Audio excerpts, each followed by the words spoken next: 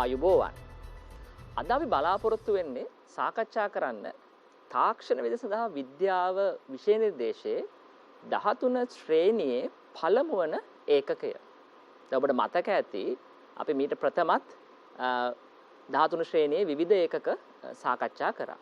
දැන් මේ පළවෙනි ඒකකය මූලිකවම යොමු වෙලා තියෙන්නේ බහු අවයවික සම්බන්ධ ද්‍රව්‍ය ගැන සාකච්ඡා කරන්න. ඉතින් අද පාඩමේදී අපි බලනවා විවිධ කර්මාන්ත සඳහා බහු අවයවික භාවිත වන ආකාරය, ඒ වගේම බහු අවයවික යනු කුමක්ද කියන කාරණය අපි විස්තර සහිතව සාකච්ඡා කරන්න බලාපොරොත්තු වෙනවා. දැන් අද පාඩමෙන් අපි සාකච්ඡා කරන්නේ බහු අවයවිකයක් යනු කුමක්ද කියන එක, ඒ වගේම එහි යොදා ගැනීම. අපි මුලින්ම විෂය නිර්දේශය හා සම්බන්ධ මෙම පාඩමේ කුමන කරුණුද සාකච්ඡා කරන්න අවශ්‍ය කියන දේ මුලින්ම තේරුම් ගන්න බලමු. හැම පාඩමක්ම අපි සාකච්ඡා කිරීමට ප්‍රථම ඔබට මතක ඇති අපි මුලින්ම කරන දේ තමයි එම පාඩමට අදාළ වන කුමන කුසලතාවයන්, එහෙම නැත්නම් කුමන දැනීම් ඔබ විසින් ලබාගත යුතු යන්න සාකච්ඡා කිරීම. ඒතර විෂය නිර්දේශයේ මෙම කොටස බොහොම පැහැදිලිව විස්තර කරලා තිබෙනවා ඉගෙනුම් ඵල යටතේ. එතකොට අපි අනිවාර්යයෙන්ම කළ යුතු දෙයක් තමයි පාඩමක් ආරම්භයේදී එම පාඩමට අදාළ වන ඉගෙනුම් ඵල නිසි ලෙස තේරුම් ගත යුතුයි. මම හිතන්නේ මේ කාරණේ අපි කලිනුත් පැහැදිලි කරා. මොකද උසස් පෙළ විෂය නිර්දේශයේ ප්‍රශ්න සෑදීමේදී අපි හැම වෙලාවෙම අවධානය යොමු කරන්නේ මේ ඉගෙනුම් ඵල සම්බන්ධව. ඒතර ඔබ මෙම ඉගෙනුම් ඵල නිසි ලෙස ලබාගෙන තිබියද යන්න තමයි උසස් පෙළ විභාගයේදී පරීක්ෂා කරන්නේ. දැන් ඔබට මේ පාඩමට අදාළ ඉගෙනුම් ඵල උසස් පෙළ ගුරු අත්පොත පරිශීලනය කිරීමෙන් ඔබට ලබා ගන්න පුළුවන්. නමුත් මම මෙහෙත් මේ ඉගෙනුම් ඵල සියල්ලම සඳහන් කරලා තිබෙනවා. දැන් උදාහරණයක් විදිහට පළවෙනි ඉගෙනුම් ඵලය තමයි බහු අවයවික හඳුන්වයි. එතකොට මේ ඉගෙනුම් ඵලය යටතේ අපි බලාපොරොත්තු වෙන්නේ ඔබට බහු අවයවිකයක් වෙනත් සංයෝග වලින් වෙන්කොට හඳුනා ගැනීමේ හැකියාව තිබේද යන්න කාරණය තමයි අපි පරීක්ෂා කරන්න බලාපොරොත්තු වෙන්නේ. ඒතර මේ පාඩම අවසානයේදී ඔබ විසින් බහු අවයවිකයක් හඳුනා ගැනීමට හැකියාව තිබිය යුතුයි. ඒ හා සමානව තවත් ඉගෙනුම් ඵල බොහොමයක් තිබෙනවා. මේ තිබෙන්නේ මේ පාඩමේ අනිත් ඉගෙනුම් ඵල කීපය. දැන් උදාහරණයක් විදිහට සීමිත ප්‍රත්‍යස්ත ගුණ ඇති බහු අවයවික ප්ලාස්ටික් ලෙස විස්තර කරයි. ඒතර මේ කාරණයක් අපි අර කලින් මම විස්තර කළ ආකාරයටම පාඩම අවසානයේදී ප්ලාස්ටික් යනු කුමක්ද, එහි භෞතික ගුණ කවරේද යන්න ඔබ විසින් වටහාගෙන තිබිය යුතුයි. ඊට අමතරව අවසානයේදී අපි සාකච්ඡා කරනවා කර්මාන්ත යකට කොහොමද බහු අවයවික සම්බන්ධ වෙන්නේ කියලා. දැන් උදාහරණයක් විදිහට මෙහිදී අපි සාකච්ඡා කරන්නේ රබර් කර්මාන්තය පිළිබඳව. ඒතකොට රබර් කර්මාන්තයේදී කරන ක්‍රියාවලියක් තමයි වල්කනයිස් කිරීම. ඒතකොට මේ වල්කනයිස් කිරීම යනු කුමක්ද කියන කාරණේ අපි මේ පාඩමේදී සාකච්ඡා කරනවා. ඒතකොට ඔබට පාඩම අවසානයේදී ඔබෙන් ප්‍රශ්නයක් අපි ඇසුවොත් රබර් වල්කනයිස් කිරීම යනු කුමක්ද කියලා ඔබට එය පැහැදිලි කිරීමට හැකියාවක් තිබිය යුතුයි. මෙන්න මේ ආකාරයට තමයි ඔබ විසින් ඉගෙනුම් ඵල යොදාගත යුතු වන්නේ යම් පාඩමක් හැදෑරීමේදී. ඒතර අද පාඩමෙත් මේ ආකාරයට ඉගෙනුම් ඵල සම්බන්ධයෙන් මූලික අවධානයක් ඔබ විසින් යොමු කළ යුතුයි. දැන් අද පාඩමේ අපි සාකච්ඡා කරන්නේ බහු අවයවිකයක් යනු කුමක්ද කියන කාරණය. ඒතර බහු අවයවිකයක් කියලා අපි සිංහලෙන් කිව්වට ඒකේ ඉංග්‍රීසි වචනය තමයි පොලිමර් යන්න. ඒතර පොලිමර් එකක් කියන එක අපිට පුළුවන් ඒ වචනය කොටස් දෙකකට කඩන්න. දැන් මේ තියෙන්නේ මම මේ ආකාරයට මේ වචනය කොටස් දෙකකට කඩලා. ඒතර මේ වචනේ සෑදී තිබෙන්නේ පොලි යන කොටසෙනිකුත් ම කියන කොටසෙන්. ඒතර පොලි යන කොටසේ අර්ථය තමයි මෙනි. නැත්තම් බොහොමයක් කියන කාරණය. ඒතර ම කියන කොටසේ අර්ථය තමයි යුනිට් එකක්. නැත්තම් කුඩා කොටසක් කියන අර්ථය. එතකොට පොලිමර් කියන වචනේ තේරුම වන්නේ කුඩා කොටස් බොහොමයක් එකිනෙක එකතු වීමෙන් සෑදී ඇති සංයෝගයක් කියන අර්ථය තමයි පොලිමර් කියන වචනේ අර්ථය වන්නේ. ඒතර පොලිමර් එකක තිබෙනවා කුඩා කොටස්. මේ කුඩා කොටස් එකිනෙක රසායනික බන්ධන මගින් සම්බන්ධ වී මෙන් තමයි අපිට බහු අවයවයක් ලබා ගැනීමට හැකියාව තිබෙන්නේ. ඒතර මේ කාරණය වඩා හොඳින් පැහැදිලි කරන ඔබට පුළුවන් මේ රූප සටහන දෙස බැලීමෙන්. දැන් මේ කොළ පහති බෝලයකින් අපි පෙන්වා තිබෙන්නේ අර කුඩා කොටසක්. ඒතර මේ කළු ඉරෙන් පෙන්වන්නේ රසායනික බන්ධනයක්. නැත්නම් සහසංයුජ බන්ධනයක්. ඒතර මේ කුඩා කොටස් මේ කළු පාට ඉරි වලින් එකිනෙක සම්බන්ධ වීමෙන් තමයි අපිට මේ දාමාකාර සංයෝගය ලැබී තිබෙන්නේ. එතකොට කුඩා කොටසක් තමයි අපි එක යුනිට් එකක් නැත්නම් එක ඒකකයක් වන්නේ.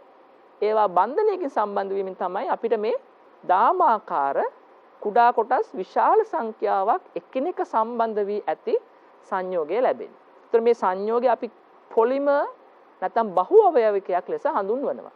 ඒතර මේ කුඩා කොටසක් අපි හඳුන්වන්නේ ඒක අවයවිකයක් ලෙස. එහෙම නැත්නම් ඒ කුඩා කොටස නැවත එකිනෙක සම්බන්ධ වීමෙන් තමයි අපිට මේ බහු අවයවිකය ලැබී තිබෙන්නේ. ඒතර කුඩා කොටසක් අපි ඒක අවයවිකයක් ලෙස හඳුන්වනවා.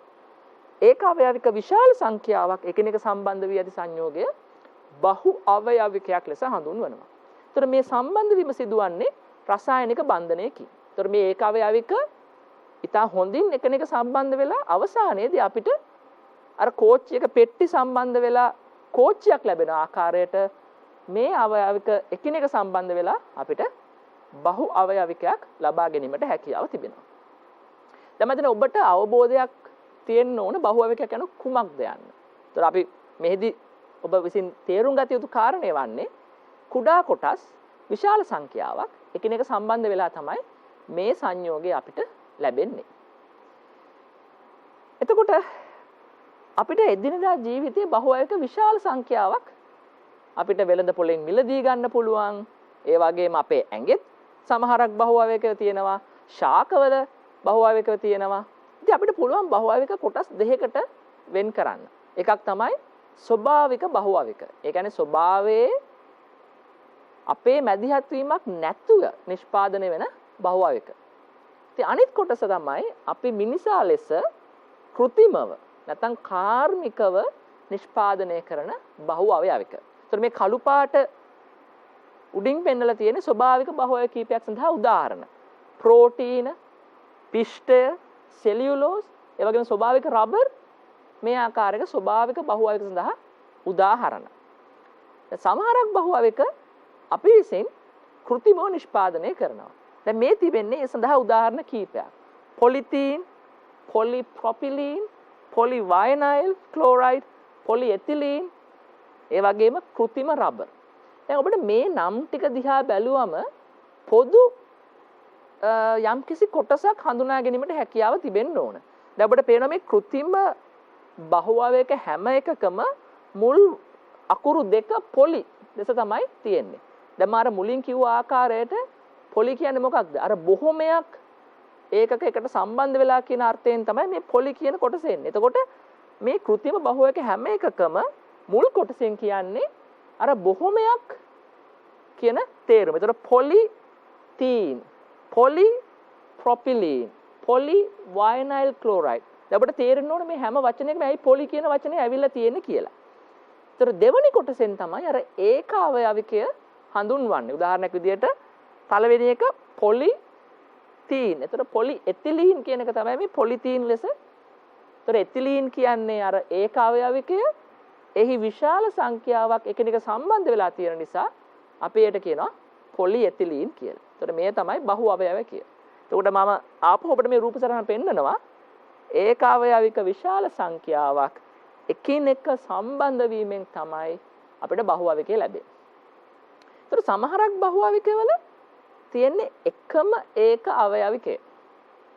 නමුත් බොහොමයක් බහු අවයවික තියෙනවා ඒක අවයවික එක වර්ගයකට වඩා වැඩි සංඛ්‍යාවක් තියෙන. ඒතර මේවා සම්බන්ධ වී ඇති ආකාරය අනුව ඒ වගේ මේ අවකාශයේ විසිරී ඇති ආකාරය අනුව අපිට මේව කොටස් කීපයකට වර්ග කරන්න පුළුවන්. ඇයි බහු අවයවික අපි මෙච්චර සාකච්ඡා කරන්නේ? ඒකට හේතුව හරිම සරලයි. බහු අවයවික ඉතා ලේසියෙන් නිෂ්පාදනය කරන්න පුළුවන්. ඒ වගේම තමයි බහු අවයවිකවල මිල අඩුයි. මීට අමතරව විශේෂ ගුණයක් තිබෙනවා. බහු අවයක ඉතා පහසුවෙන් විවිධ භාවිතයන් සඳහා යොදා ගන්න පුළුවන්. ඒ කියන්නේ විවිධ භාණ්ඩ නිෂ්පාදනය කරන්න බහු අවයක ඉතා පහසුවෙන් යොදා ගන්න පුළුවන්. සමහරක් බහු අවයක ප්‍රතිචක්‍රීකරණය කිරීමේ හැකියාව තිබෙනවා. නමුත් සමහරක් බහු අවයක ප්‍රතිචක්‍රීකරණය කිරීම තරමක් අපහසුයි. ඉතින් මේ කරුණු කීපය නිසා බහු අවයක ඉතාම සුලභව අපිට එදිනෙදා ජීවිතයේදී දක්නට ලැබෙනවා. ආපහු මම මේ කරුණු ටික කියන්න ඉතා පහසුවෙන් නිෂ්පාදනය කරන්න පුළුවන්. ඒ වගේම මිල අඩුයි, විශාල භාවිතයන් සංඛ්‍යාවක් බහු අවයක සම්බන්ධයෙන් අපිට දක්නට ලැබෙනවා. ඒතර අවසාන කාරණේ තමයි ප්‍රතිචක්‍රීකරණය කිරීමට ඇති හැකියාව. නමුත් සියලුම බහු අවයක ප්‍රතිචක්‍රීය කිරීමට හැකියාව නැහැ. නමුත් බොහොමයක් බහු අවයවික ප්‍රතිචක්‍රීය කිරීමට හැකියාව තිබෙනවා. දැන් මම මුලින්ම කිව්වා ඒක අවයවික එක් වර්ගයක් හෝ එක් වර්ගයකට වැඩි සංඛ්‍යාවක් එකිනෙක සම්බන්ධ වීමෙන් බහු අවයවික නිෂ්පාදනය කරන්න පුළුවන්. දැන් මේ තියෙන රූප සටහනෙන් ඔබට මේ කාරණය මම පැහැදිලි කරන්න තමයි උත්සාහ කරන්නේ. දැන් මේ කොළ පාට කොටුවකින් අපි පෙන්වන්නේ එක් වර්ගයක ඒක අවයවිකයක්. ඒතර පළවෙනි රූප සටහනේ ඔබට පේනවා කොළ පාට කොටු එකිනෙක මේ කළු පාට ඉරෙන් සම්බන්ධ වෙලා තිබෙනවා. ඒතර මෙය සරල බහු අවයවිකයක්. මොකද මෙහි තිබෙන්නේ එක් වර්ගයක් පමණයි ඒක අවයවික. නමුත් මේ දෙවනි රූප සටහනේ අර කොළ පාට කොටු වලට අමතරව තැඹිලි පාට කොටුවකුත් ඔබට දකින්නට තිබෙනවා. ඒතර මේ තැඹිලි පාට කොටුවෙන් කියන්නේ වෙනත් වර්ගයක ඒක අවයවික වර්ගයක්. එතකොට දෙවනි රූප සටහනේ බහු අවයවකයේ නිෂ්පාදනය වීමේදී කොළ පාට කොටුවකට පස්සේ තැඹිලි පාට කොටුවක්, ආපහු තැඹිලි පාට කොටුවකට පස්සේ කොළ පාට කොටුවක්. එකක් එකක් තමයි කොළ පාට කොටු, ඒ වගේම තැඹිලි පාට කොටු තිබෙන්නේ. ඒතර මේ බහු අවයවකයේ ඒක අවයවික වර්ග දෙකක් තිබෙනවා. ඒ වර්ග දෙක එකක් එකක් තමයි එකිනෙක සම්බන්ධ වීමෙන් මේ බහු අවයවිකය නිෂ්පාදනය වෙලා තියෙන්නේ. දැන් පළවෙනි එක එක් වර්ගයක ඒක අවයවික පමණයි. දෙවෙනි උදාහරණය වර්ග දෙකක ඒක අවයවික එකක් එකක් තමයි එකිනෙක සම්බන්ධ වෙලා තියෙන්නේ. දැන් මේ තුන්වෙනි උදාහරණය ඊට වඩා මදක් වෙනස්. දැන් තුන්වෙනි උදාහරණයේ ඒක අවයවික වර්ග දෙකක් තමයි තියෙන්නේ. නමුත් මේ ඒක අවයවික එකක් එකක් නෙමෙයි සම්බන්ධ වෙලා තියෙන්නේ. ඒක අවයවික කීපයක් එක් වර්ගයක. එක් වර්ගයක ඒක අවයවික කීපයක් එකිනෙක සම්බන්ධ වෙනවා. ඊට පස්සේ ඒ කොටස අනිත් වර්ගයේ ඒක අවයවික කීපයක් සම්බන්ධ වෙච්ච කොටසක් සමග සම්බන්ධ වීමක් තමයි වෙලා තියෙන්නේ. ඒ කියන්නේ බ්ලොක් එකක් විදියට තමයි එක් වර්ගයක බ්ලොක් එකක් තවත් වර්ගයක බ්ලොක් එකක් එකිනෙක සම්බන්ධ වෙලා තමයි මෙම වර්ගයේ ඒක අවයවික නැත්නම් මෙම වර්ගයේ බහු අවයක සෑදීම සඳහා ඒක අවයවික එකිනෙක සකස් වෙන්නේ. ඒතර මේ වර්ග තුන තමයි මූලික වශයෙන් අපිට බහු අවයවික සකස් වීමේදී දක්නට ලැබෙන ආකාර. නමුත් මීට අමතරව තවත් ආකාරයේ සම්බන්ධ වීම තිබෙනවා. නමුත් මේ ආකාර තුන තමයි මූලිකම ආකාර තුන. එක් වර්ගයක් පමණක් සකස් වීම පළවෙනි ආකාරය. වර්ග දෙකක් එකක් එකක් සකස් වීම දෙවෙනි ආකාරය. තුන්වෙනි ආකාරය එක් වර්ගයේ බ්ලොක් එකක් නැත්නම් එක් වර්ගයේ කීපයක් සම්බන්ධ වෙච්ච ගොනුවක් තවත් වෙනත් වර්ගයක ගොනුවක් සමග සම්බන්ධ වීම. ඒතර මේ ආකාර තුන තමයි මූලික ආකාර අපිට දක්නට ලැබෙන්නේ බහු අවයවික සෑදීමේදී ඒක අවයක සම්බන්ධ වෙන ආකාරය. දැන් මම මුලින් කිව්වා බහු අවයවික සම්බන්ධ නිෂ්පාදනය සඳහා ඒක අවයවික සම්බන්ධ වන ආකාරය ඒ වගේම මේවා සෑදීමේදී අවකාශයේ විසිරී ඇති ආකාරය අනුව අපිට වර්ග කරන්න පුළුවන් කියලා. ඒතර මේ තියෙන්නේ අවකාශයේ විසිරී ඇති ආකාරය අනුව අපි බහු අවයවික වර්ග කරන ආකාරය. පළවෙනි උදාහරණයෙන් තියෙන්නේ ලීනිය පොලිම එකක්. ඒ කියන්නේ රේඛීය බහු අවයවිකයක්. දැන් එහිදී ඔබට දක්නට ලැබෙනවා තනි දාමයක් ආකාරයට තමයි බහු අවයවිකය අවකාශයේ විසිරෙන්නේ. නමුත් දෙවෙනි උදාහරණය බෙදී යාමක් ඔබට දක්නට පුළුවන්. දැන් පළවෙනි ආකාරයේ තිබෙන්නේ සරල රේඛාවක්. නැත්නම් සරල දාමයක් ආකාරයට තමයි මේ සැකසී තියෙන්නේ.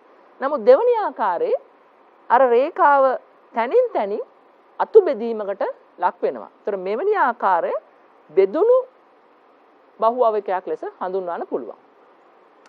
මේ තුන්වෙනි ආකාරය අර බෙදීම් අපිට දක්නට ලැබෙනවා.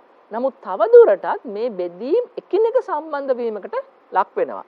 ඒ කියන්නේ ජාලයක් ආකාරයට තමයි අවකාශයේ මේ තුන්වෙනි ආකාරය පෙනෙන රූප සටහනේ බහු අවයවය විසිරී තිබෙන්නේ. දැන් අපිට පේනවා මේ බහු අවයවක තනින් තනින් එකිනෙක සම්බන්ධ වෙලා තියෙන්නේ. ඒ කියන්නේ මෙය ජාලයක් ආකාරයට තමයි සැකසී තියෙන්නේ.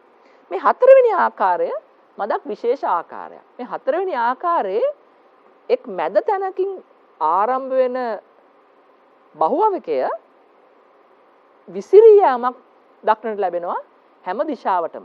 දැන් මේ තිබෙන්නේ ඒ මධ්‍යයෙන් ආරම්භ වෙච්ච ස්ථානය. ඒ මධ්‍යයෙන් ආරම්භ වෙලා එය නිෂ්පාදනය වීමේදී අර ගහක අතු බෙදිලා යනවා වගේ තමයි අවකාශයේ විසිරීමකට ලක්වන්නේ. දැන් මෙයත් මම අර මුලින් කිව්වා විදියටම මූලිකම ආකාර හතර. ඊට අමතරව තවත් ආකාර තිබෙනවා. නමුත් අපි මේ ආකාර හතර සම්බන්ධයෙන් විශේෂ අවධානයක් විෂය නිර්දේශය තුල යොමු කරනවා. මොකද මේ තමයි මූලිකවම බහු අවයවක නිෂ්පාදනයේදී ඒ අවකාශයේ විසිරී ඇති ආකාරය අනුව අපිට වර්ග කරන්න පුළුවන් කාණ්ඩ හතර. දැන් ඊට අමතරව බහු අවයවක සම්බන්ධයෙන් බොහොමයක් භෞතික ලක්ෂණ ඔබ විසින් වටහා ගත යුතුයි. දැන් අපි මුලිනුත් කිව්වා බහු අවයවයක් කියන්නේ ඒක අවයවික විශාල සංඛ්‍යාවක් එකිනෙක සම්බන්ධ වීමෙන් සෑදී ඇති අණුවක්. එහෙනම් ඔබට තේරුම් ගැනීමට හැකියාව තිබිය යුතුයි ඒක අවයවිකයට වඩා ගොඩක් විශාලයි බහු අවයවිකය. එහෙනම් ඒක අවයවිකයේ බරට වඩා බහු අවයවකයේ අණුක ස්කන්ධය විශාල විය යුතුයි. එතකොට ඒක අවයවිකයට වඩා බහු අවයවකයේ විශාලයි අණුක ස්කන්ධය වැඩි. ඊට අමතරව බහු අවයවයක් නිෂ්පාදනය වීමේදී බොහෝ වෙලාවට අපිට මෙන්න මේ ක්‍රියාවලිය දක්නට ලැබෙනවා. මුලින්ම බහු අවයවය අර මම කලින් ප්‍රකාශ කර ආකාරයට රේඛීය දාමයක් ලෙස තමයි නිෂ්පාදනය වෙන්නේ. නමුත් ඒ රේඛීය දාමේ දිග වැඩිවත්ම ඒවා එකිනෙක වෙලීමක් නැත්නම් එකිනෙක පැටලීමක් ආකාරයට සම්බන්ධ වීමක් අපිට දකින්න ලැබෙනවා. අවසානයේදී එය අර ගුලියක් ආකාර නැත්නම් පොදියක් ආකාරයට තමයි අපිට දකින්න ලැබෙන්නේ. අවසානයේදී මේ පොදි එකිනෙක සම්බන්ධ වීමෙන් අපිට හැකියාව තිබෙනවා මේ බහු අවයවක අණු එකක් තවත් අණුවක් සමග සම්බන්ධ කරන්න. මේ ආකාරයේ බොහෝ විට ස්වභාවික බහු අවයවවල දක්නට ලැබෙනවා. ප්‍රෝටීන් වල තිබෙන්නේ මෙවැනි ආකාරයක්. නමුත් කාර්මික බහු අවයවක භාවිතය නැත්නම් එහි වාසිදායක තත්ත්වය වැඩි කිරීමට මෙලෙස ගොනු ආකාරයට සැකසීම වළක්වන එක තමයි අපි කාර්මික ක්‍රියාවලියේදී කරන්නේ. උදාහරණයක් විදිහට නයිලෝන් ලණුවක් නිෂ්පාදනය කරන අවස්ථාවක මෙවැනි ගොනු සෑදීමක් වුණොත් එය ලණුවක් ආකාරයට දික් කරන්න බෑ අපිට. ඒක නිසා අපි මෙම ක්‍රියාවලිය සමහරක් කාර්මික බහු අවයවක සඳහා සිදුවීම වැළැක්වීම කරනවා. නමුත් ස්වභාවික බහු අවයවක බොහෝ විට මෙම ගොනු ආකාරයට තමයි අපිට දක්නට ලැබෙන්නේ. දැන් අපි වටහා ගන්න කාරණයක් තමයි ඒක අවයවික වලට වඩා බහු අවයවික වල ස්කන්ධය වැඩි. එහෙනම් ඒක අවයවිකයක තාපාංකය මෙවැනි භෞතික ලක්ෂණ වලට වඩා බහු අවයවිකයක භෞතික ලක්ෂණ ඊටමත් වෙනස් විය යුතුමයි. ඊට අමතර රසායනික ලක්ෂණත් බහු අවයවිකයක වෙනස් වෙනවා. මොකද ඒක අවයවික විශාල සංඛ්‍යාවක් එකිනෙක සම්බන්ධ වීමෙන් තමයි මේ බහු අවයවකය සෑදී තිබෙන්නේ. දැන් මම නැවතත් ඔබට පෙන්වන්නේ අර කලින් පෙන්නපු රූප සටහනේම පැහැදිලි රූප සටහනක්. දැන් මේ කළු පාට එක තිතකින් නැත්නම් මේ කළු පාට ඩොට් එකකින් කියන්නේ එක ඒක අවයවිකයක්. එතකොට මේ කළු පාට බෝල දෙයක් අතර තියෙන කුඩා ඉරක් ඒ ඉරෙන් අපි කියන්නේ ඒක අවයවික දෙකක් එකිනෙක බැඳී ඇති ආකාරය තමයි මේ ඉරෙන් අපි දක්වන්නේ. එතකොට අපි කලිනුත් කිව්වා රේඛීය බහුවයවික අපිට බොහොමයක් දක්නට ලැබෙනවා. එතකොට ඒ සඳහා උදාහරණ තමයි මම මේ දීලා තියෙන්නේ.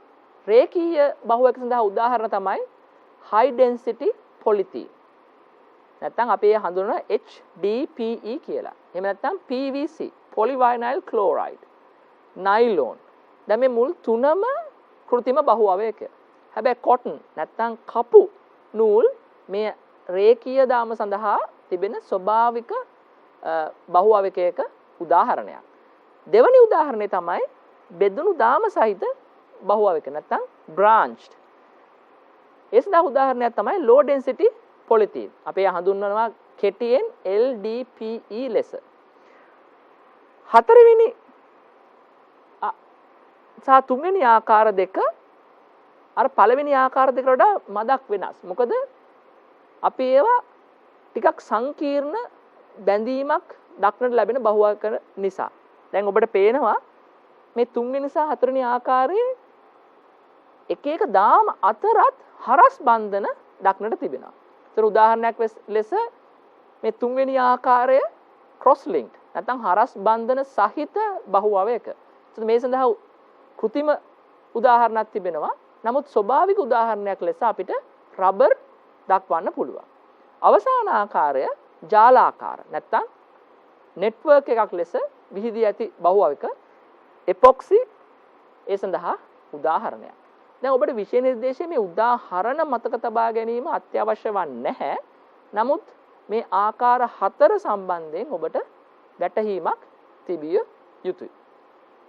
දැන් බහුවයකවල මේ දාම සකස් වී ඇති ආකාරය අනුව එහි භෞතික ලක්ෂණ එකිනෙක වෙනස් වෙනවා. මුල් ආකාර දෙක ඒ කියන්නේ රේඛීය දාම සහ අතු බෙදුණු දාම ආකාරය මම මේ පළවෙනි රූප සටහන සහ දෙවෙනි රූප සටහනෙන් දක්වන්නේ ඒ ආකාර දෙක. මේ ආකාර දෙක අපිට හැකියාව තිබෙනවා තාපය ලබා දීමෙන් මෘදු බවට පත් කරන්න. ඒ කියන්නේ රත් කිරීමෙන් මෘදු බවට පත් කරන්න පුළුවන් මේ පළවෙනි ආකාර දෙකේ බහුවයක. නමුත් තුන්වන සහ හතරවන ආකාර ජාලාකාර නැත්නම් හරස් බන්ධන සහිත බහුවයක රත් කිරීමෙන් මෘදු බවට පත් කිරීමට හැකියාවක් නැහැ. දැන් ඔබට වටහා ගැනීමට හැකියාව තිබිය යුතුයි. පළවෙනි දෙක මෘදු බවට පත් කිරීමට ඇති හැකියාව නිසා අපිට පුළුවන් අච්චුවක් අරගෙන කලින් තිබුණ හැඩය රත් කිරීමෙන් මෘදු බවට පත් කළා අලුත් අච්චුවක ආධාරයෙන් නව හැඩයක් ලබා ගන්න.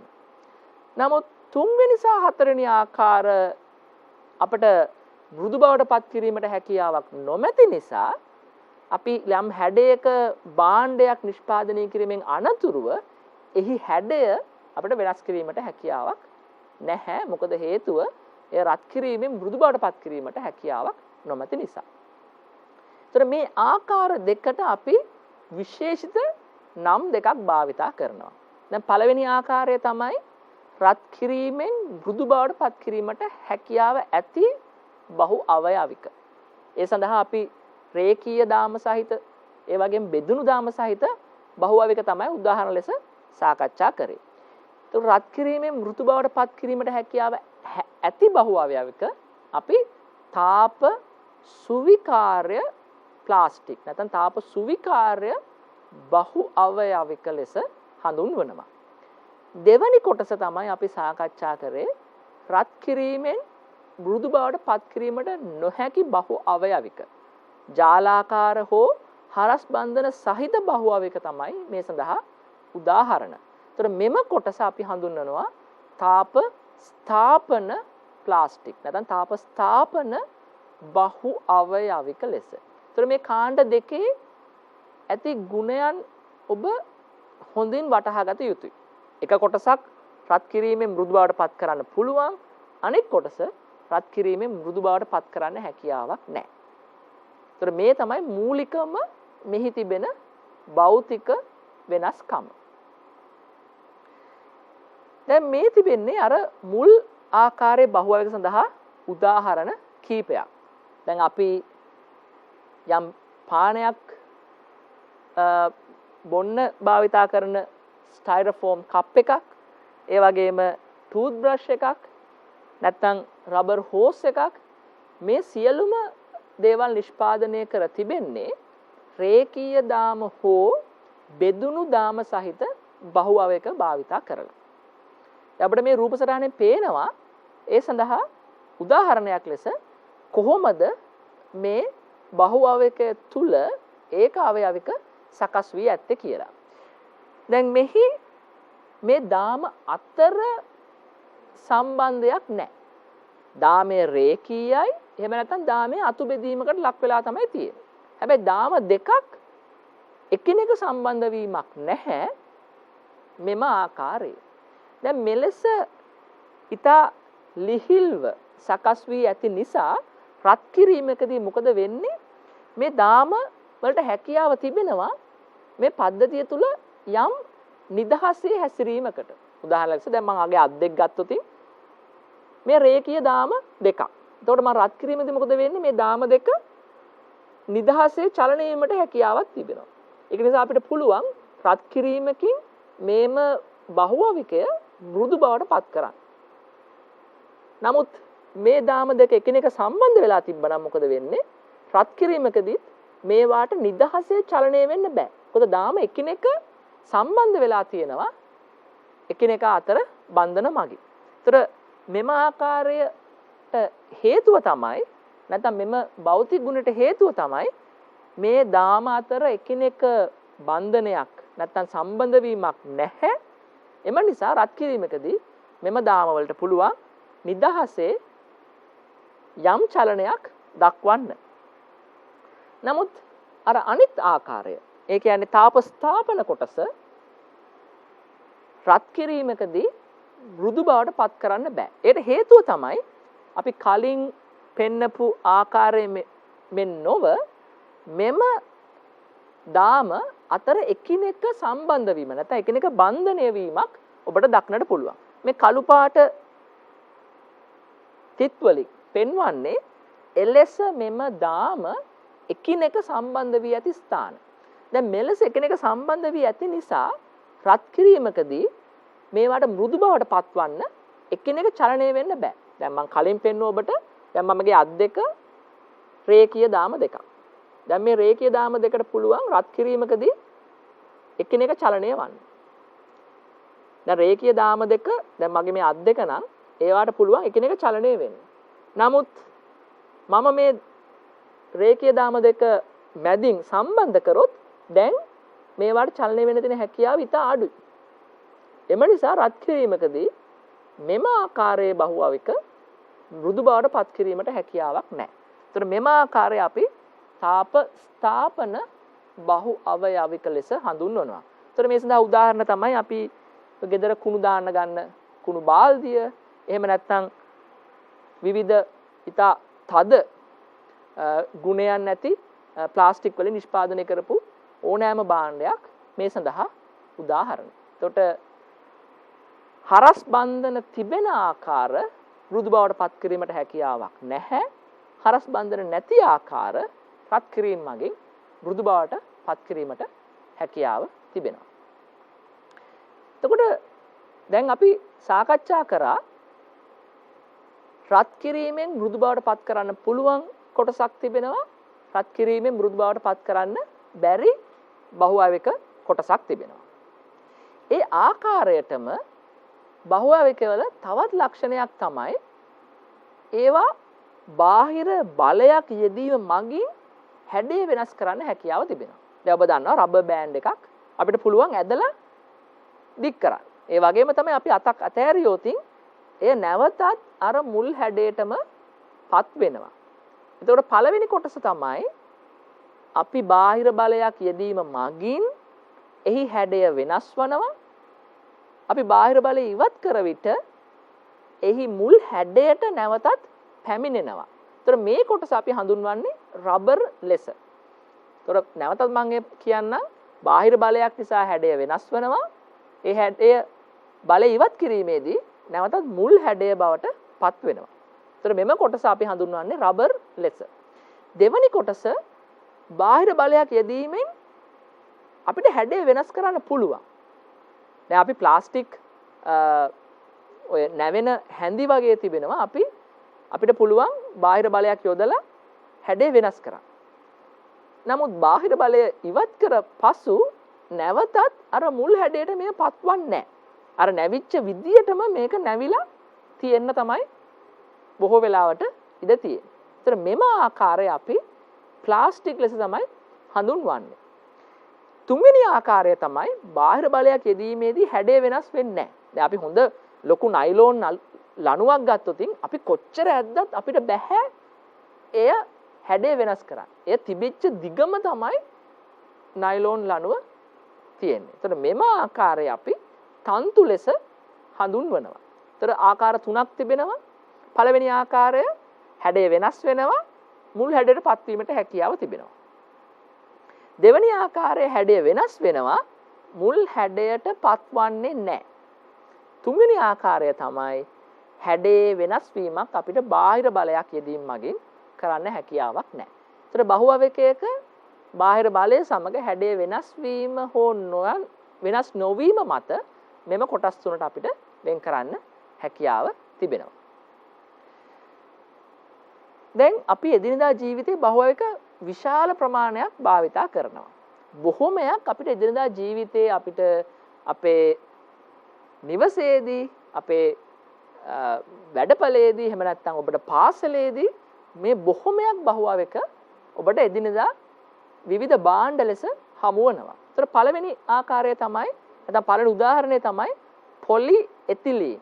දැන් මේ පොලි කියන වචනයෙන් කියන්නේ මේ බහුවවකයක්, එතිලීන් තමයි මේකේ ඒක අවයවිකය. නැත්නම් එතිලීන් අණු විශාල සංඛ්‍යාවක් එකිනෙක සම්බන්ධ වීමෙන් තමයි පොලි එතිලීන් හැදිලා තියෙන්නේ. ඒතර උදාහරණ තමයි ඔය කුණු දාන බෑග්, ඒ වගේම ආහාර අපි ඇසිරීමට නැත්නම් ආහාර වැසීමට භාවිතා කරන අර තුනි ෂීට්, එහෙම නැත්නම් අපි ආහාර ඉවීමේදී භාවිතා කරන විනිවිද පෙනෙන අත්වැසුම්, මේ සියලුම දේ නිෂ්පාදනය කරලා තියෙන්නේ පොලිතීන් මගින්. තව කොටසක් තිබෙනවා, නැත්නම් තව උදාහරණයක් තිබෙනවා. අපිට බොහෝ වෙලාවට ඔය නිවෙස් වල වයරින් කරන්න නැත්නම් අපි වතුර බට හදන්න ගන්නවා PVC බට.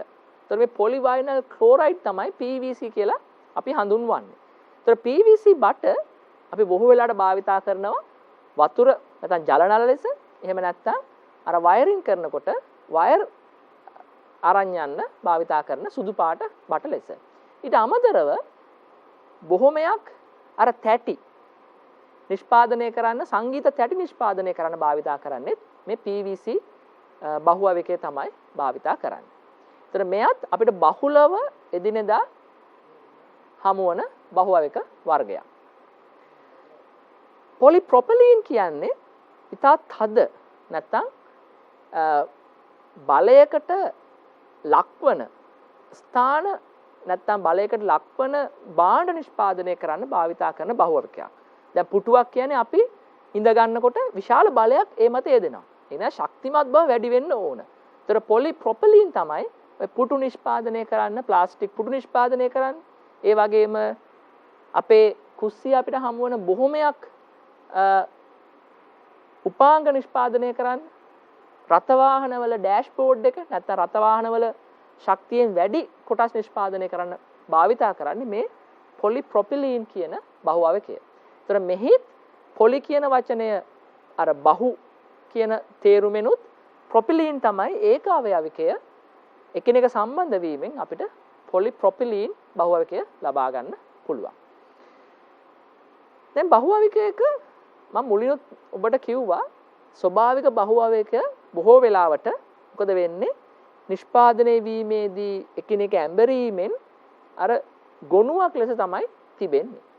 නමුත් කෘතිම බහුවවක අපි එහෙම වෙන්න දෙන්නේ නැහැ. අපි බොහෝ විට ක්‍රමවත් ලෙස මේ බහුවවක සකස් කිරීමක් නැත්නම් සැකසීමක් සිදු කරනවා. දැන් මේ රූප සටහනේ තියෙන්නේ ඒ සඳහා උදාහරණයක්. දැන් එක අන්තයක ඔබට පේන්න ඕන බහුවක එකිනෙක ගොනුවක් ආකාරයට තමයි තියෙන්නේ. නමුත් අනුත් අන්තයේ තිබෙනවා බහුවක ඊතා ක්‍රමවත්ව එකක් මත එකක් රේඛීය ආකාරයට සැකසී ඇති ආකාරය. දැන් ස්පටික රූපී බහුවක ලෙස අපි හඳුන්වන්නේ මෙම ආකාරයට ඊතා ක්‍රමවත් ලෙස එකිනෙක සකස් වී ඇති බහුවකයක්. දැන් අපි හිතමු මගේ අත තමයි එක බහුවක දාමයක්. ඒතර තවත් බහුවක දාමයක් මම ඊතා ක්‍රමවත්ම අර කලින් කියපු බහුවකයේ දාමය මත තැම්පත් කරොත් අපි එවැනි ආකාරයක් මේ ස්පටික රූපී බහුවක ලෙස හඳුන්වනවා. දැන් ස්පටික රූපී බහුවක වල තියෙන මූලික ලක්ෂණයක් තමයි ඊටාම තදයි. ඒ වගේම ඇදීමෙන් එහි හැඩය වෙනස් කරන්නත් හැකියාවක් නැහැ. දැන් ඒට හේතුව තමයි මෙය ඊටා හොඳින් එක මත එක සකස් වී තිබීම නිසා. ඊටාම තදයි ඒ වගේම ඇදීමෙන් අපිට මෙහි හැඩය වෙනස් කිරීමට හැකියාවක් නැහැ මේ ස්පටික රූපී බහුවක. හැබැයි මේ අනිත් කොටස අපේ අස්පටික රූපී බහුවක ලෙස හඳුන්වනවා. එහි හැඩය වෙනස් කරන්න පුළුවන්. ඒ වගේම ඇදීමකට ලක් කිරීමේදී ඒ හැඩය වෙනස් වෙනවා. අර ස්පටික රූපී බහුවයකට සාපේක්ෂව. ස්පටික රූපී බහුවයක සඳහා උදාහරණයක් ලෙස අපිට නයිලෝන් හඳුන්වන්න පුළුවන්. දැන් ඔබ සරුංගල් අරින අවස්ථාවක බොහෝ වෙලාවට භාවිතා කරන්නේ මේ නයිලෝන් නූල්. එහෙම නැත්නම් ඔය නැව් ඒ වගේ ඊටා වැඩි බලයකට ඔරොත්තු දීමට අවශ්‍ය නැත්නම් ආතතියකට ඔරොත්තු දීමට අවශ්‍ය ලණුවක් නිෂ්පාදනය කරන්න අපි භාවිතා කරන්නේ නයිලෝන්. දැන් මේ නයිලෝන් වල ව්‍යුහය තමයි මේ පල්ලෙහෙන් මම පෙන්නලා තියෙන්නේ. මම නැවතත් කියනවා මේ ව්‍යුහය විෂය නිර්දේශය ඔබට මතක තබා ගැනීමට අත්‍යවශ්‍ය වන්නේ නැහැ. මෙම කරුණ වටහා දීමට පමණක් මේ ව්‍යුහය මම භාවිතා කරනවා මෙතනදී. දැන් මම කලිනුත් කිව්වා ඊටා තද නැත්නම් ඇදීම් ආතති වලට ඔරොත්තු දෙන බහුවයක තමයි මේ ස්පටික රූපී බහුවයක බොහෝ විට. ඇයි ආතතියට ඔරොත්තු දෙන්න පුළුවන්? මෙහි දාම එකිනෙක මත ඊටා හොඳින් ක්‍රමවත්ව ඇසිරී ඇති නිසා තමයි එයට ආතතියකට ඔරොත්තු දෙන්න පුළුවන්. ඒ වගේම ඇදීම් වලට ඔරොත්තු දෙන්නත් ඔරොත්තු දීමකදී කැඩී යාමකට ලක්වන්නේ නැහැ. ඊටා විශාල බලයක් යොදනකම්. දැන් මේ තිබෙන්නේ ඒ ආකාරයට දාම තුනක්. දැන් ඔබට පේනවා මේ පළවෙනි දාමය තමයි උඩින්ම තියෙන්නේ. දෙවෙනි දාමය තමයි මැද. තුන්වෙනි දාමය තමයි මේ පහළින්ම තිබෙන්නේ. මේ දාම තුන ඊටා ක්‍රමවත්ව එකක් මත එකක් ඇසිරී තියෙනවා. ඒතර මෙම ආකාරයේ බහුවකයක් අපි ස්පටික රූපී බහුවක ලෙස හඳුන්වනවා. ඒතර මේ දාම එකම දිශාවකට එක ආකාරයට එකක් මත එකක් ලංව ඇසිරී තිබෙනවා. එම නිසා අපි බාහිරින් බලයක් යෙදීමේදී සියලුම බහුවක මත අර බලයේ ක්‍රමවත් බෙදී යාමකට ලක්වන නිසා මේ බහුවයකට පුළුවන් අර බාහිර ආතතියට ඉතා හොඳින් මුහුණ දෙන්න. දැන් අපි සාකච්ඡා කරා බොහොමයක් කෘතිම බහුවක. කෘතිම ලෙස අපි හඳුන්වන්නේ මිනිසාගේ මැදිහත් වීමෙන් මිනිසා විසින් නිෂ්පාදනය කරන බහුවක අපි කෘතිම බහුවක ලෙස හඳුන්වනවා. දැන් මෙතන රූප සටහනේ තියෙන්නේ ස්වභාවික බහුවකයක්. දැන් රබර් ස්වභාවික බහුවක සඳහා ඉතාම හොඳ උදාහරණයක්. ඊට අමතරව තවත් බොහොමයක් ස්වභාවික බහුවක අපි මුලින් හැඳින්වුවා. ප්‍රෝටීන්, සෙලියුලෝස් ඒ ආකාරයට ස්වභාවික බහුවක විශාල සංඛ්‍යාවක් තිබෙනවා. නමුත් රබර් තමයි අපි බහුල ලෙස ස්වභාවික බහුවකයක් කාර්මික නිෂ්පාදන සඳහා යොදා ගන්න. ඒත් රබර් වල ව්‍යුහය තමයි මේ තියෙන්නේ. ඒතර මේ ව්‍යුහය ඔබට පේන්න ඕන මේ ව්‍යුහය රේඛීය දාමයක් ආකාරයට හැබැයි ඒ රේඛාවක්ම නෙමෙයි. එය මදක් උඩට යනවා පල්ලෙහාට යනවා. උඩට යනවා පල්ලෙහාට යන ආකාරයට නිකන් සිග්සැග් ආකාරයට තමයි මේ රබර් බහුවවිකය සෑදී තිබෙන්නේ. ඒතර මෙහි හරස් බන්ධන නැහැ. ඒතර හරස් බන්ධන නැත්නම් මෙය එකිනෙක සැකසීමේදී මං කව ස්වභාවික බහුවවික බොහෝ වෙලාවට අර එකිනෙක ඇඹරීමෙන් එහෙම තමයි සැකසීලා තියෙන්නේ. හරස් බන්ධනත් නැහැ. ඒතර හරස් බන්ධන නැත්නම් ඔබට වැටෙන්න ඕන රත් කිරීමෙන් මෘදු බවට පත් කරන්න පුළුවන්. පළවෙනි ගුණාංගය. දෙවෙනි ගුණාංගය තමයි මේ සිග්සැග් ආකාරයට ඇසිරීමකට ලක්වන නිසා මේ ඇදීමෙන් අපිට පුළුවන් මෙහි දිග වැඩි කරන්න. දැන් රබර් අපිට පුළුවන් රබර් පටියක් ඇදලා එහි දිග වැඩි කරන්න. ඒකටත් හේතුව තමයි මේ එකිනෙක ඇසිරී ඇති ආකාරය. ඒතර ස්වභාවික රබර් ලබා ගන්නේ රබර් ශාකේ. නමුත් බොහෝ වෙලාවට මුල් කාලයේදී මේ රබර් ශාකයෙන් ලබා ගන්න ප්‍රමාණය කාර්මික නිෂ්පාදන සඳහා මදි. ඒ කියන්නේ ලෝක ඉල්ලුමට සාපේක්ෂව ස්වභාවිකව නිෂ්පාදනය කරන රබර් ප්‍රමාණය මදි. එම නිසා බොහෝ විද්‍යාඥයන් සිදු කළ දෙයක් තමයි કૃත්‍රිමව රබර් නිෂ්පාදනය කිරීමට ක්‍රම සොයා බැලුවා. ඒ සාර්ථක වුණා. දැන් අපිට වෙළඳ පොලේ કૃත්‍රිම රබර් සහ ස්වභාවික රබර් ඒ කොටස් දෙකෙන්ම කරපු නිෂ්පාදන අපිට ලබා ගන්න පුළුවන්. රබර් වල තියෙන මූලිකම අවාසියක් තමයි සමහර විට ඒ වාසියක් වුණත් බොහෝ නිෂ්පාදනවලදී ඒ අවාසියක්. උදාහරණයක් විදිහට රබර් තන්තුවට ඇදීමකට ලක්වන්න පුළුවන්. ඉතින් ඇදීමට ලක්වීම රබර් බෑන්ඩ් එකක් නිෂ්පාදනය කරනවා නම් ඊටාම හොඳ ගුණාංගයක්. නමුත් ටයරයක් නිෂ්පාදනය කිරීමේදී එලෙස මෘදු බව නැත්නම් ඇදීමට ලක්වීම ඊටා හොඳ ගුණාංග නොවේ. දැන් අපිට පේනවා මේ මෙතන මුලින් තියෙන්නේ රබර් බහුවයක දාම දෙකක්. අර මම කලින් කිව්වා වගේ මෙය සිග්සැග් ආකාරයට තමයි තියෙන්නේ. ඒ වගේම මේ හරස් බන්ධන නැහැ. එකිනෙක ක්‍රමවත්ව හැසිරීමකට ලක් වෙලත් නැහැ. එතකොට ක්‍රමවත්ව හැසිරීමකට ලක් වෙලා නැති නිසා අපිට පුළුවන් රත් කිරීමෙන් මෘදු බවට පත් කරන්න. ඒ වගේම මේ සිග්සැග් ආකාරය නිසා අපිට පුළුවන් බාහිර බලයක් යොදලා මෙය ඇදීමකට ලක් කරන්න.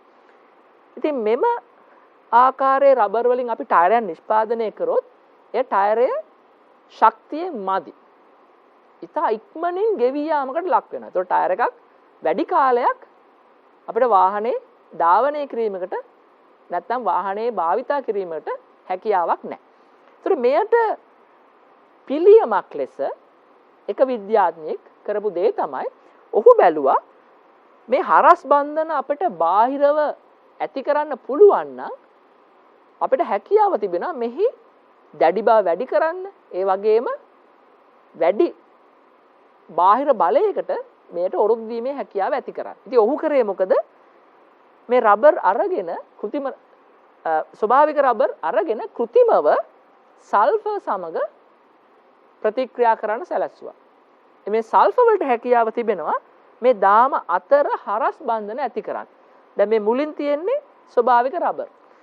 මේ පහලින් තියෙන්නේ අර සල්ෆර් සමග ප්‍රතික්‍රියා කරන ලද රබර්. එතකොට මේ සල්ෆර් නිසා මේ දාම අතර හරස් බන්ධන නිෂ්පාදනය වෙනවා. ඒතර හරස් බන්ධන සෑදීම නිසා දැන් රබර් ඝන බවින් වැඩි, ඒ වගේම බාහිරින් අපි වැඩි බලයක් යෙදුවත් ඒට මූණ දීමේ හැකියාව තිබෙනවා. ගෙවී යාම අඩුයි. මේ සියලුම ගතිගුණ නැත්නම් ගුණාංග අපිට රබර් සඳහා ලබා දීමට හැකියාව ලැබුණා මේ හරස් බන්ධන ඇති කිරීම මගින්. ඒතර මෙම ආකාරයට සල්ෆර් භාවිතා කොට හරස් බන්ධන ඇති කිරීම අපි හඳුන්වනවා රබර් වල්කනයිස් කිරීම ලෙස. ඒතර වල්කනයිස් කිරීම නිසා තමයි අපිට හැකියාව ලැබුණේ රබර් භාවිතා කොට තද නැත්නම් ශක්තියෙන් වැඩි භාණ්ඩ නිෂ්පාදනය කරන්න. ඒතර මේ තියෙන්නේ ඒ ආකාරයට වල්කනයිස් කිරීම නැවතත් මම මේ අනිත් පැසින් දක්වලා තියෙන්නේ ඒ භාවිතයෙන් අපිට ටයර් නිෂ්පාදනය කරන්න හැකියාව ලැබිලා තිබෙනවා. දැන් අපි සාකච්ඡා කරා බොහොමයක් බහුවවික වර්ග, ඒ වගේම බහුවවික වල ගතිගුණ, ඇයි ඒ ආකාරයට භෞතික ගතිගුණ බහුවවිකට තිබෙන්නේ? එක් වර්ගයක ගතිගුණ අනිත් වර්ගයෙන් වෙනස් වන්නේ. අපි මේ සියලුම දේ සාකච්ඡා කරා. බහුවවික බොහොමයක් තිබුණත් අපි බහුලව භාවිතා කරන බහුවවික කොටස් 6ක් තිබෙනවා. ඒ කොටස් 6 තමයි මේ 1 සිට 6 දක්වා දක්වලා තියෙන්නේ. ඒතර ඔබට පුළුවන් ඔබ භාවිතා කරන වතුර බෝතලයක උනත් මේ වර්ගය සඳහන් කරලා තිබෙනවා. මේ වගේ මේ ඊතල 3ක් ත්‍රිකෝණයක් ආකාරයට දක්වලා මැද අංකයකින් ඒ බහුවායක වර්ගය සඳහන් කරලා තිබෙනවා. ඒතර මේ බහුවායක වර්ගය අනුව අපේ භාවිතා කිරීම සීමා කරනවා. උදාහරණයක් විදියට මේ සියලුම වර්ග ආහාර ද්‍රව්‍ය ගබඩා කිරීමට සුදුසු වන්නේ නැහැ. ඒ වගේම මේ සියලුම ද්‍රව්‍ය අපි ආහාරයක් නැවත ගබඩා කිරීමට භාවිතා කරන්නේත් නැහැ. දැන් උදාහරණයක් ලෙස මේ සමහරක් වර්ග ආහාර ද්‍රව්‍ය ගබඩා කිරීමට නොසුදුසු වර්ග ලෙස තමයි අපි හඳුන්වන්නේ. එම නිසා ඔබ විසින් යම් අවබෝධයක් ලබාගත යුතුයි මේ වර්ග වලින් කුමන වර්ගද ආහාර ගබඩා කිරීමට සුදුසු, ඒ වගේම කුමන වර්ගද ආහාර ගබඩා කිරීමට නොසුදුසු වර්ග ලෙස. උදාහරණයක් ලෙස අපි ජලය ගබඩා කිරීමට ගන්න ජල බෝතල්. දැන් අපි දන්නවා වෙළඳ පොලේ අපිට පුළුවන් ලීටරය, මිලිලිටර 500 මේ ආකාරයට විවිධ නම් වලින් නැත්නම් විවිධ වෙළඳ නාම වලින් වතුර බෝතල් තිබෙනවා. අපි පහසුවට එක්වරක් භාවිතා කිරීමෙන් අනතුර මේ බෝතල් නැවත නැවත භාවිතා කරනවා. ඒ තරම් සුසු දෙයක් නෙමෙයි. විශේෂයෙන්ම මෙවැනි බෝතල් වල උණු වතුර දැමීම නොකළ යුතුම දෙයක්. මොකද හේතුව උණු වතුර මගින් පුළුවන් මේ බෝතල් වල තිබෙන යම් රසායන ද්‍රව්‍ය එළියට ගන්න. එමගින් අපි උණු වතුර පානය කිරීමේදී මේ බෝතල් වල ගබඩා කොට ඒ රසායන ද්‍රව්‍ය අපේ ඇඟට ඇතුල් වෙන්න පුළුවන්. මේ සම්බන්ධයෙන් වැඩි කරුණු අපි 13 වසර පළවෙනි එකකේ දෙවනි කොටසෙන් සාකච්ඡා කරන්න බලාපොරොත්තු වෙනවා. නමුත් ඔබට පුළුවන් ඊට පළමුව මේ වර්ග ඔබ භාවිතා කරන ප්ලාස්ටික් බඩුවල මේ වර්ග මේ අංක සටහන තිබේද කියලා ඔබට නිරීක්ෂණය කරන්න පුළුවන්. කියන්නේ ඔබට පුළුවන් වතුර බෝතලයක් අරන් බලන්න එහි මෙහි තිබෙන අංකය මොකක්ද කියලා. දැන් මේ අංක වලින් මේ කොළ පාටින් දක්වලා තිබෙන්නේ භාවිතා කරන්න සුදුසු ආහාර ගබඩා කිරීම සඳහා. රතු පාටින් දක්වලා තිබෙන්නේ ආහාර ගබඩා කිරීම සඳහා නොසුසු වර්ග. මේ තැඹිලි පාටින් දක්වලා තිබෙන්නේ යම් තත්ත්වයකටදී ආහාර ගබඩා කිරීම නැත්නම් කිරීම සුදුසු වර්ග තමයි මේ තැඹිලි පාටින් දක්වලා තිබෙන්නේ. මේ පිළිබඳව වැඩි කරුණු අපි ඊළඟ පාඩමෙන් සාකච්ඡා කරනවා. නමුත් ඔබට පුළුවන් එදිනෙදා ජීවිතේ අපිට ආහාර ගබඩා කිරීම සඳහා යොදා ගන්නා ප්ලාස්ටික් බඩු කීපයක් අරගෙන බලන්න ඒවල මේ තියෙන අංකය මොකක්ද කියලා. ඒ අනුව ඔබට තීරණය කරන්න පුළුවන් කුමන වර්ගයක්ද ඒ සුදුසුද නැත්නම් ගබඩා කිරීම නොකළ යුතු වර්ග මොනවද කියන එක. ඒතර අද අපි සාකච්ඡා කරේ බහුවවික යනු කවරක්ද? එහි භෞතික සහ රසායනික ගුණාංග. එතකොට අපි සාකච්ඡා කරා ස්වභාවික සහ කෘත්‍රිම බහුවවික යනු කාණ්ඩ දෙකක් තිබෙනවා. ස්වභාවික බහුවවික සඳහා අපි උදාහරණ ලෙස ස්වභාවික රබර්, ප්‍රෝටීන, සෙලියුලෝස් අපි සාකච්ඡා කරා. මෙහි ව්‍යුහ ඔබ වෙනත් පාඩම් වලදී සාකච්ඡා කරනවා. උදාහරණ ලෙස ප්‍රෝටීන වල ව්‍යුහය, සෙලියුලෝස් වල ව්‍යුහය ඔබ වෙනත් පාඩම් වලදී සාකච්ඡා කරනවා.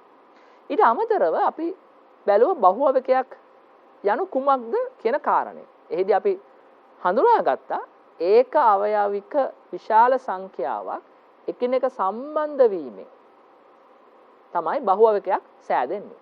එතකොට බහුවවිකයක භෞතික ගුණ හා රසායනික ගුණ ඒක අවයවිකවල ගුණයන් වලට වඩා වෙනස්. උදාහරණයක් ලෙස ඒක අවයවිකයක ස්කන්ධයට වඩා බහු අවයවයක අනුක ස්කන්ධය ඉතා විශාලයි. ඉන් අනතුරු අපි සාකච්ඡා කරා යම් ගුණාංග. උදාහරණයක් ලෙස සමහරක් බහු අවයවයක රත් කිරීමෙන් මෘදු බවට පත් කරන්න පුළුවන්. නමුත් සමහරක් බහු අවයවයක රත් කිරීමෙන් මෘදු බවට පත් කිරීමේ හැකියාවක් නැහැ. අපි හඳුනාගත්තා රේඛීය සහ අතු බෙදුණු ආකාර තමයි මේ රත් කිරීමෙන් මෘදු බවට පත් කරන්න පුළුවන් කාණ්ඩය. හරස් බන්ධන සහිත කාණ්ඩ මෘදු බවට පත් කිරීමට හැකියාවක් නොමැත යන්න අපි වටහා ගත්තා. ඉන් අනතුරු බාහිර බලයක් මගින් බහු අවයවයක හැඩය වෙනස් කිරීමට ඇති හැකියාව අනුව අපි කොටස් 3කට බහු අවයවයක වෙන් කරා. නයිලෝන් වැනි බහු අවයවයක බාහිරින් යෙදෙන බලයකදී හැඩය වෙනස් වීමකට ලක්වන්නේ නැහැ. අපි එවැනි බහු අවයවයක අපි හඳුනාගත්තා ඊට හොඳින් ක්‍රමවත් සැකස්මක් ඇති නිසා එම බහු අවයවයක බාහිර බලයකදී හැඩය වෙනස් නොවන බව. අවසානයේදී අපි ස්වභාවික රබර් වල්කනයිස් කිරීමේ අණු කුමක්ද විස්තර කරා. එහිදී අපි හඳුනාගත්ත රබර් ස්වභාවිකව යම් ගුණාංග තිබෙනවා. එය වාණිජමය වශයෙන් භාණ්ඩ නිෂ්පාදනයේදී අපිට අවාසි සහගත වන. එම නිසා සල්ෆර් භාවිතා කොට එම බහුවවික අතර හරස් බන්ධන සෑදීම් මගින් එය ඊටා ඝන ඒ වගේම දැඩි බාහිර බලයන් සඳහා ඔරොත්තු දෙන සංයෝග බවට අපිට පත් කිරීමට හැකියාව තිබෙනවා. එමගින් අපිට පුළුවන්කම ලැබී තිබෙනවා ස්වභාවික රබර් ඊටා විශාල ලෙස ටයර් වැනි ඊටා රළු බාහිර බලයන් වලට ඔරොත්තු දෙන භාණ්ඩ නිෂ්පාදනය සඳහා යොදා ගැනීම. මම විශ්වාස කරනවා ඔබට අද පාඩම හොඳින් වැටහෙන්නේ නැති කියලා. ඒ වගේම ඔබට හැකියාව තිබෙනවා ඊළඟ පාඩමට කලින් අපි එදිනදා භාවිතා කරන බහුවවික අඩංගු භාණ්ඩවල අර අංකය පරීක්ෂා කරන්න. ඒතර එය සමග ඔබට ඊළඟ පාඩමේදී වැඩි දැනීමක් ලබා ගැනීමට හැකියාව තිබෙනවා. ඉතින් මම හිතනවා අද පාඩම ඔබට උදව් වෙන්නේ නැති කියලා මෙම කරුණු හොඳින් වටහා ගන්න. ආයුබෝවන්.